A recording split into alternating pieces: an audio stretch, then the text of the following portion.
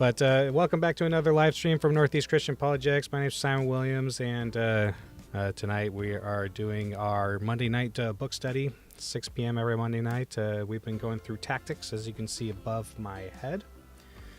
I hope that you guys have had a great week. I'm shocked. I'm from Michigan, so I'm a Lions fan, and the Lions are doing really good this year. So gonna start actually rooting for them instead of just being a shadow fan. But I don't really follow football very much at all. But now I have a reason to watch some of the games. But yeah. So last week we talked about did chapter 7 of Columbo or of the book Tactics, and chapter 7 was on what was it again? Chapter 7 was on Columbo Step 3, using questions to make a point. This was in order to direct conversations towards pointing out a flaw in somebody's position or helping them understand a point that they already know, things of that nature. And then this week we're going to be on Chapter 8, which is perfecting the Columbo Tactic. As usual, as a reminder, Tactics was written by Greg Koukl. And he has a ministry called Stand to Reason. I highly recommend checking out that ministry as well. Which Stand to Reason also, in case you don't know, is like partnered with Red Pen Logic, which is also a really good Christian apologetics ministry. Where can you get Tactics? If you're wondering, the book, you can get it on Amazon, as well as christianbooks.com. I highly recommend having this book in your library so that you can refer to it or read it yourself without me reading and stumbling over the words. We all know that sometimes I have a trouble reading. But yeah. And also don't forget to subscribe. So I'm trying to get this information out to as many people as possible, and your subscription helps me to do that. I have a goal to make apologetics easier to find and easier to get a hold of, making it more convenient. I'm excited. This Saturday, I'm going to be starting up Apologetics 101 Part 1 at Castle Church in Norwich. We have 12 people registered to take the class, and hopefully we'll get more during the week to come.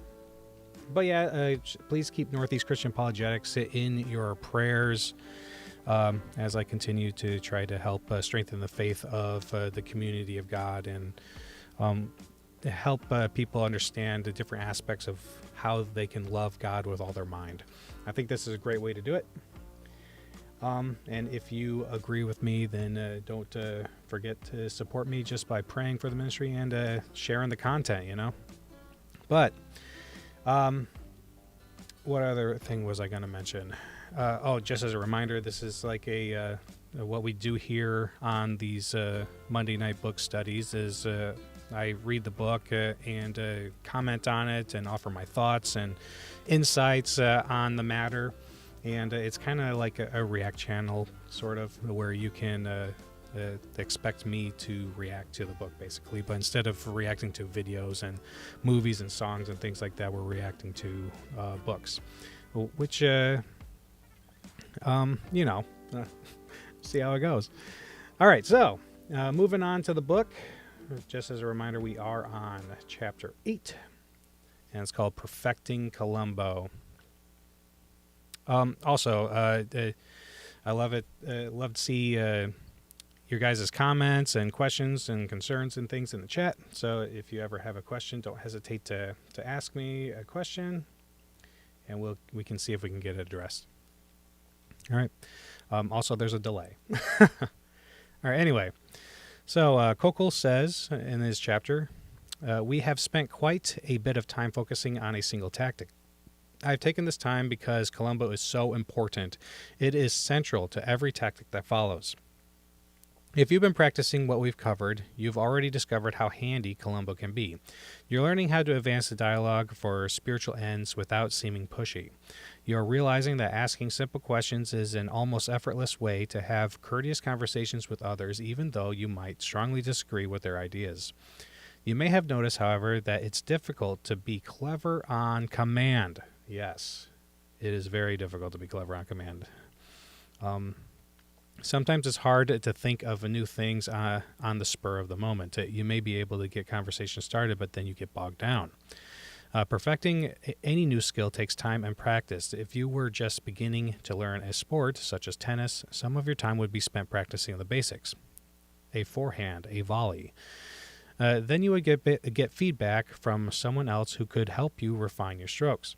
Similarly, if you begin to implement your tactical game plan using Columbo, you might wonder if there is something you can do to improve your technique. A way to practice before the pressure is on. In this chapter, I would like to coach you in specific ways to improve your Columbo skill. All right, improving your footwork. Initially, you will not be quick on your feet with responses like the ones in the examples I have given in previous chapters.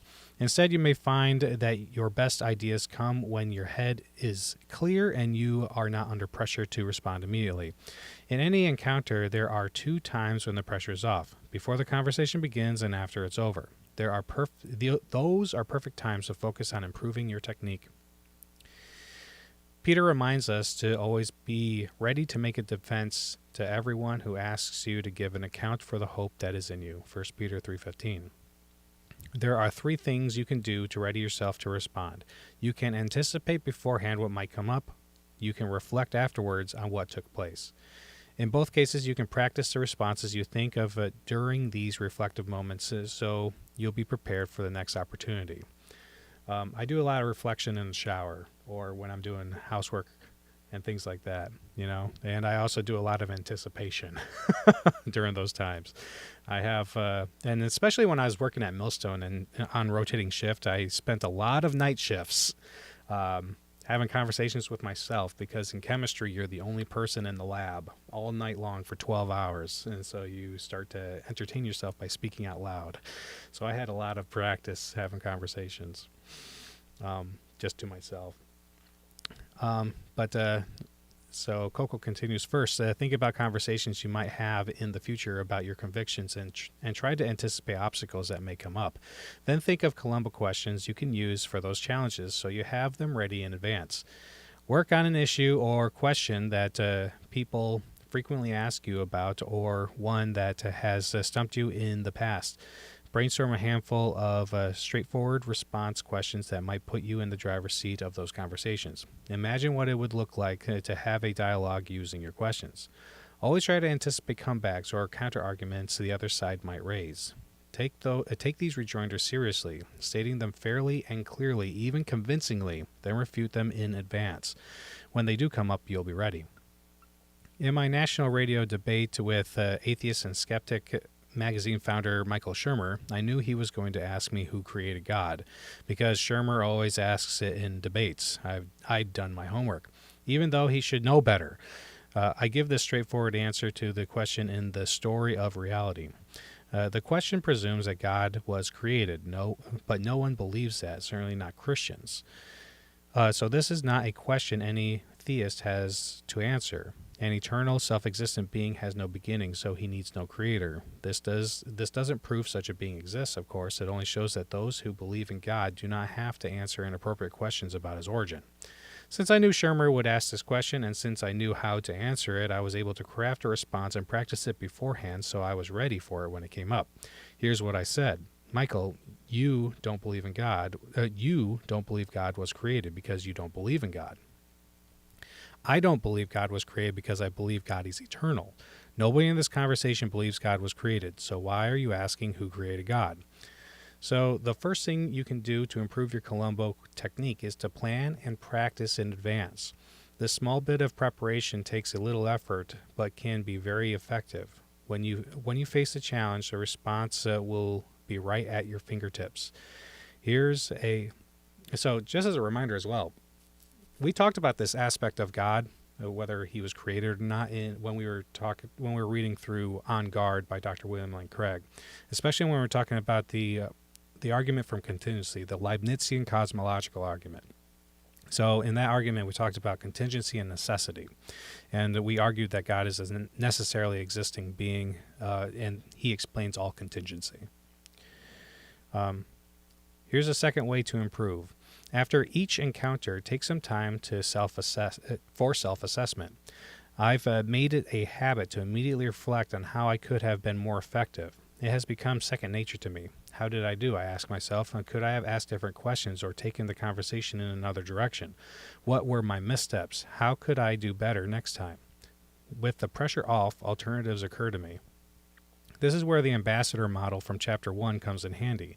When I ask myself about the 3 skills of an ambassador: knowledge, an accurately informed mind, wisdom, an artful method, and character, an attractive manner, I have something specific to focus on. Did I know enough about the issue, or do I need to brush up on something for next time? Could I have maneuvered with more tactical wisdom in the conversation? Was my manner attractive? Did I act with grace, kindness, and patience? You can do the same thing. Ask yourself how you could have phrased your questions more effectively or conducted yourself differently in the conversation. If a friend was with you during the encounter, enlist her help. How did she, as a bystander, think you were coming across? This kind of assessment is not hard at all and can be a lot of fun. When you go back and think about an encounter, you prepare yourself for future opportunities. The next time around, these new ideas will quickly come to mind. Finally, when you think of a new idea or approach, practice it out loud. I do this constantly. I try to anticipate the twists and turns my new tack might take and how I would respond to possible outcomes. If I think of something, I role play my side. Often I'll write down my thoughts or record them so I can review them later. If I'm with a friend, I ask him to role play with me. He may think of moves on either side of the conversation that haven't occurred to me. Also, when we work on it together, we both learn from the experience. And also when you say things out loud, it has a tendency to become more firmly established in your mind, but also gives your mouth, and I need this in particular, the opportunity to practice actually saying it.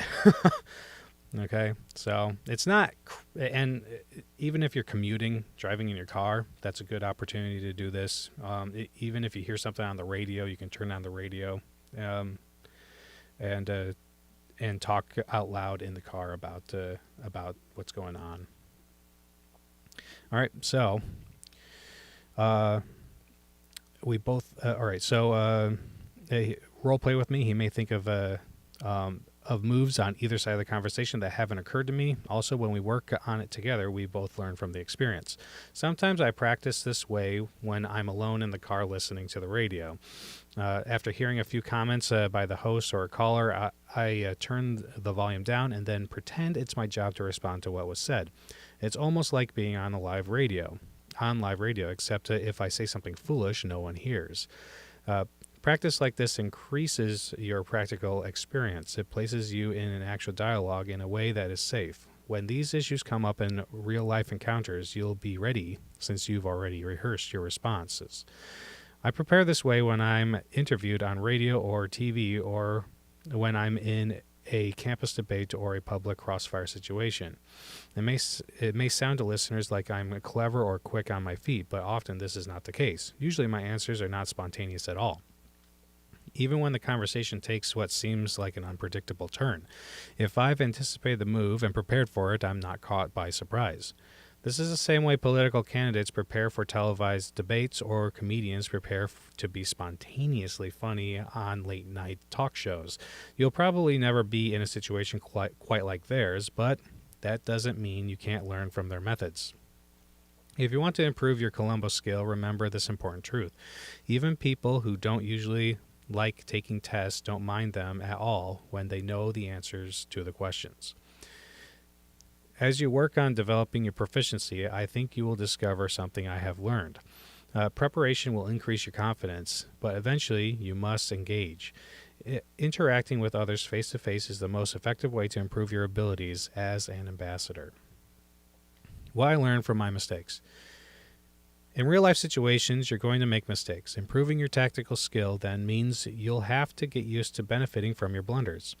Let me tell you a somewhat embarrassing story of how I learned that the hard way. I just finished teaching Columbo at a church service one Sunday morning. Under the cover of the pastor's closing prayer, I quickly ducked down the center aisle to be in a position to greet people at the door as they exited the church. A young lady was already there waiting for me, though, and hand extended. I'm a Christian, she announced, and a Buddhist and a pagan. Oh, well, it sounds to me like you don't know very much about those religions, I shot back. Before I go further, let me ask you, did I engage her confused theology with a thoughtful question? No, I slighted her intellectual integrity with a thoughtless insult. The words of my sermon were still bouncing around the interior of the church, and I had already abandoned my own advice. Fortunately for me, she didn't react to the put down. Instead, she calmly said, well, I think I do know a bit about those religions, and I don't see a problem. Coming to my senses, I offered the question I should have asked to begin with. What do you think Jesus would have said about your statement? Oh, I think he would be fine with it, she said. I had no time for a follow-up because the throng exiting the sanctuary quickly carried her away. It wasn't until my self-assessment time later that I thought of a second question that I might have asked if I had one more shot. Can you show me in the Gospels any specific thing Jesus said that would give you the impression he'd be okay with someone saying they were a Christian and a Buddhist and a pagan? Of course, this question would have put her in a pinch, since Jesus said nothing to support her view. Quite the opposite. And Jesus was a Torah-observant Jew, not an all roads lead to Rome pluralist. No, I wasn't quick enough on my feet that morning to meet the challenge the young lady offered. Instead, I blundered badly. My self-assessment afterwards, though, gave me something for the future. Next time this issue comes up, I'll be ready with a couple good questions. Let me give you some more examples of things I wish I would have said during a conversation, but didn't think of until after I'd worked through the steps I described. In Chapter 3, I mentioned a conversation I had with an actor's wife about animal rights. Here is how that evening ended. As I stood at the door thanking the hosts, I asked one last question about our discussions. It's a question I ask all animal rights advocates if I get the opportunity. Where do you stand on abortion? I had no intention of arguing further. I just wanted to know her views for the record. To my way of thinking, the answer to this question is a measure of an animal rights person's intellectual and moral integrity. She gave me the same answer I received from virtually every person I have asked who holds her views. I am pro-abortion, she said. Then she clarified, I'm not actually for abortion, I just don't believe any unwanted children should be allowed to come into the world. I thanked her for her candid answer and departed. Driving home, I couldn't help thinking about her final comment. I was sure I had missed an opportunity, but what was it? Suddenly I realized what was wrong with her response. Not wanting to bring unwanted children into the world may be a legitimate reason for contraception, but it has nothing to do with abortion. When a woman is pregnant, the child is already in the world. The human being already exists. The baby is just hidden from view inside her mother's womb. This woman's response assumed that before making the journey down the birth canal, the baby did not exist. This weakness could be exploited with a question. I could have responded to her comment by asking, do you think unwanted children ought to be allowed to stay in the world? The answer to this question will always be yes, unless someone wants to affirm infanticide, something I'm sure this woman would never do. The door is now open to the final query, the leading question that properly frames the debate. The issue with abortion, then, isn't whether the child is wanted, but whether a woman's ready. A woman already has a child when she is pregnant, isn't it? Here's another example of an opportunity I missed. Once in a dorm lounge at Ohio State University, a student asked me about the Bible and homosexuality. When I cited some texts, he quickly dismissed them. People twist the Bible all the time to make it say whatever they want, he sniffed. I don't recall my specific response to him that evening. I do remember, though, that I was not satisfied with my answer. On the drive back to my hotel, I gave the conversation a little more thought. I realized it made little sense to argue with his comment. What he said was uncontroversial. People do twist Bible verses all the time. It's one of my chief complaints. Something else was going on, however, and I couldn't put my finger on it at first. Suddenly it dawned on me. The student's point wasn't really that some people twist the Bible. His point was that I was twisting the Bible. Yet he hadn't demonstrated that. He had not shown where I'd gotten off track with the passages I used to address his concern. Rather, he didn't like my point, so he dismissed it with some people twist the Bible dodge. I quickly wrote out a short dialogue using questions Columbo 1 and 2 intended to surface that problem. I also tried to anticipate his responses and how I would use them to advance my point, Columbo 3. Here's what I came up with. So before jumping into that real quick, I do want to point out that oftentimes, especially in written comments and replies, I'll have a reply written out, and upon some reflection, I'll realize that just like Koukl says here, it doesn't really... The point that I was trying to drive at, or the point that he was making, that I thought he was making, isn't really that important. You know, what's really important is a different aspect of it. In this case, he's talking about that Koukl himself was twisting the Bible. All right. And so it's important to really, really understand the flaw in somebody's argument. Okay. And it may not be what you initially thought at first. So reflection is really important when doing these conversations, and also taking your time to consider the whole thing that the person is saying. So Koukl says, a student, people twist the Bible all the time to make it say whatever they want. Me, well, you're right about that. It bugs me too. But your comment confuses me a little. What does it have to do with the point I just made about homosexuality? Well, you're doing the same thing. Oh, so you think I'm twisting the Bible right now? That's right. Okay, now I understand where you're getting at. But I'm still confused. Why? Because it seems to me you can't know that I'm twisting the Bible just by pointing out that other people have twisted it, can you? What do you mean? I mean that in this conversation, you're going to have to do more than simply point out that people in other conversations twist the Bible. What do you think that might be? I don't know what. And you need to show that I'm actually twisting the verses I've offered you. Have you ever studied the passages I mentioned? No. Then how do you know I'm twisting them? I've had a conversation like this before with a previous supervisor that I had regarding the fine-tuning argument. And he said that that he didn't think that we knew enough about the constants and quantities in order to make the judgment that they're designed. And so he and then when I started asking him about the constants and quantities that are contained within the laws of nature when they're given mathematical expression, he couldn't follow me. So what I said to him was, like, it doesn't seem like you know enough about this in order to make a judgment on whether or not design is an adequate explanation for the fine-tuning of the universe. All right, but Koukl continues, a word of caution here. Once you learn Columbo, you'll realize how incapable most people are of answering for their views. The temptation will be strong to use your tactical skill like a club. Don't give in to that urge. Your goal is not to embarrass them, but to show them their error and get them thinking. You want to put a stone in their shoe, not drop a rock on their head.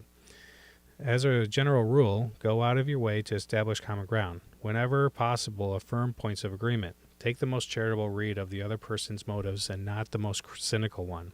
Treat them the way you would like others to treat you if you were the one in the hot seat. Initially, you will not be quick on your feet with responses to challenges. Your best ideas will come afterwards. When the pressure is off, make note of them. Practice them out loud. Try to anticipate the rejoinder and what your encounter will be. It will really pay off. Next time around, you'll be ready. A word on style. There are two basic executions of the Columbo Tactic. The first is the bumbling approach of Lieutenant Columbo himself, halting, scratching head, and apparently harmless. This tack should be easy for most of us because that's often how we feel when we're trying to gain a foothold in a conversation. The second is more confrontational and aggressive. It's a technique a lawyer uses in a courtroom. The style you adopt in any conversation will depend on your goal. Do you want to persuade the other person or do you want to refute them? Persuasion comes across as more friendly because your goal is to win the person, not necessarily to win the argument. By contrast, lawyers want to win the argument. To convince the jury, they must refute the defendant. Since my goal is usually to persuade, in most conversations I adopt a genial approach of Lieutenant Columbo. I soften my challenge by introducing my questions with phrases like, I'm just curious, or something about this thing bothers me, maybe I'm missing something, or maybe you can clear this up for me. Sometimes, though, my purpose is not to persuade the person I differ with, but to persuade the ones who are listening. This is the situation I face in a debate. I realize there is little hope of winning my opponent. The audience, however, is generally more open-minded. If I can prove my challenger wrong, I might win many of those who are on the fence, as long as I mind my manners. Harshness never plays well with an audience. And this was brought home recently in a famous atheist versus Christian debate on a modern debate. It was Matt Dillahunty versus Andrew Smith. Is it Andrew Smith? Anyway, the Christian, his behavior was not good at all and very unloving. And even though the points that he was making in the debate were very valid, and I thought they were excellent points that he was making in the debate, the way that he presented his rhetoric was unnecessarily rude. He was unnecessarily badgering. He was cursed. He used foul language during his opening statement. Unnecessary.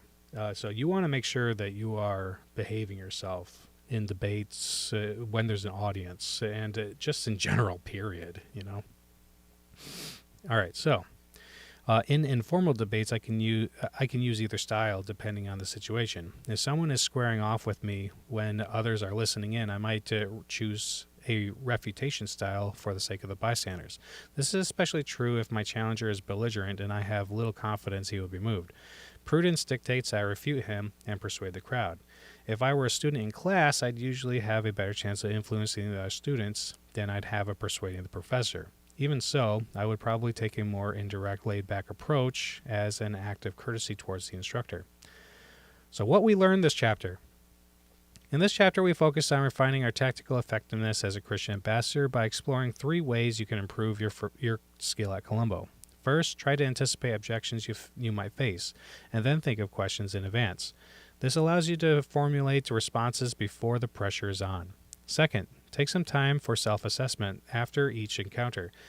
Ask how you could have phrased questions more effectively or conducted yourself differently in the conversation. Enlist a friend in the process, especially if he was with you during the dialogue. Finally, if you think of anything new, work out the details in advance. Write your ideas down, construct a tactically sound dialogue, then role play your response. The potential pushbacks for the other side out loud by yourself or with a friend. All right, so that's the end of the chapter. Quick one this week, that's for sure. And let's celebrate anyway. Yay. Woo, celebration. All right. So I hope that you guys enjoyed the chapter tonight, chapter 8 of Tactics, exploring 3 ways to improve your Columbo game. I think that Christians, we need to do more role-playing with these kinds of conversations. Sometimes when I go to churches and get asked to teach apologetics, I'll instead do a session of role-playing and just pretend to be an atheist and challenge Christians on their worldview and stuff. And Christians, and I've talked about this before, but Christians have a really tough time being confronted with people with differing points of view and being challenged on their belief. And that's why I think apologetics is so important. because being able to provide an answer for the reason, or being able to provide a reason for the hope that is in you, is incredibly important. And if you really know why you believe what you believe, then you can do so without becoming agitated or aggravated or things like that. And also having experience with these kinds of conversations, it's okay to not be able to persuade the person and for them to not agree with you.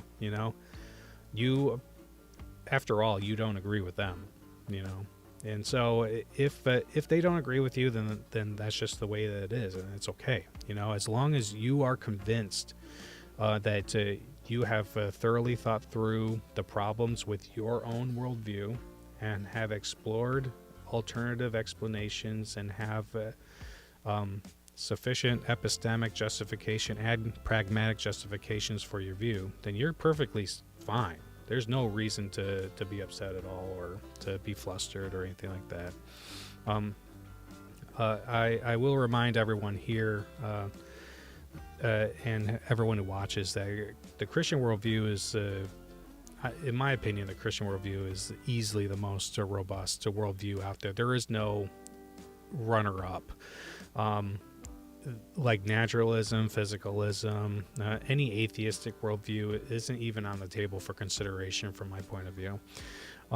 There's just way too many problems with the other worldviews. So, but we have to explore and reasons for why that kind of position is reasonable. You need to explore why that it would be the case. And I provide some of my justification, some of my epistemic justifications and pragmatic justifications on my YouTube videos. But there's a lot more than what I mentioned on there, So, but anyway, I hope that you guys have a great night and a great week. And I'll see you back here next week at 6 p.m. on Monday night. That's 6 p.m. Eastern. Make sure you're practicing your Columbo Tactic. What do you mean by that? And what reasons do you have for holding that view? These are very important so that you can expand your understanding of reality and how other people think and what they believe and justifications for their belief, and may give you insights on topics that you need to study more thoroughly yourself. All right. So, and if you ever have any questions, reach out to me. Check out my website at at www.nechristianapologetics.com. Send me an email. I'd love to sit down and talk to you about any questions that you have. Anyway, God bless and have a great night. Hey, before you go, I hope you enjoyed today's enlightening discussion during our Christian Apologetics book study. It's always a blessing to come together to explore our faith and grow in our understanding. Your participation means the world to me, and I'm grateful for your continued support of Northeast Christian Apologetics.